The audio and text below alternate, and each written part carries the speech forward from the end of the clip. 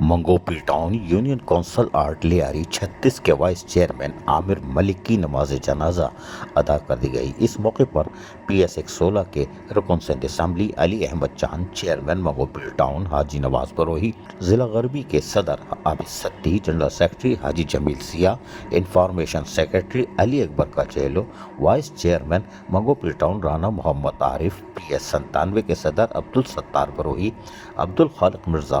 ضلع غربی کے youth wing کے صدر اختر لون، یوسیس کے چیئرمین، وائس چیئرمین اور پاکستان پیپلز پارٹی کے سینئر رہنماؤں، لیبر کونسلر خلیفہ میر محمد سمیت پاکستان پیپلز پارٹی کے چیالوں اور علاقے کے لوگوں نے بھرپور تعداد میں نماز جنازہ میں شرکت کی اور مرحوم کے ایصال ثواب کے لیے بلند درجات کے لیے دعا کی گئی۔ اس موقع پر رقت آمیز منظر تھے، اس لیے کہ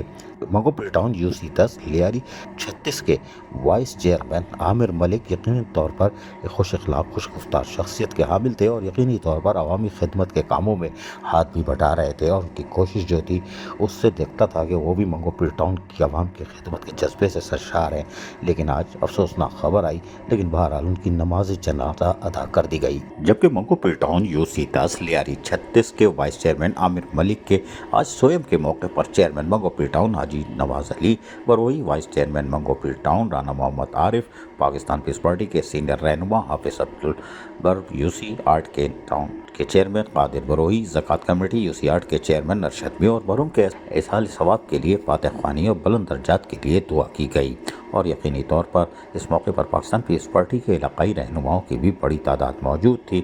جو کہ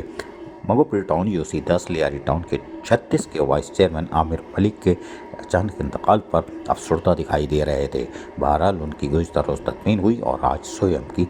موقع پر بھی یقیناً ہر آنکھیں افسردہ تھیں۔ عزیز عارف، KBS بلدیاتی نیوز کراچی۔ ایسی ہی خوبصورت ویڈیوز فیوچر میں حاصل کرنے کے لیے ریڈ بٹن پر کلک کر کے اور بیل آئیکن کو پریس کر کے ہم سب کے سبسکرائبر بننا مت بھولیے۔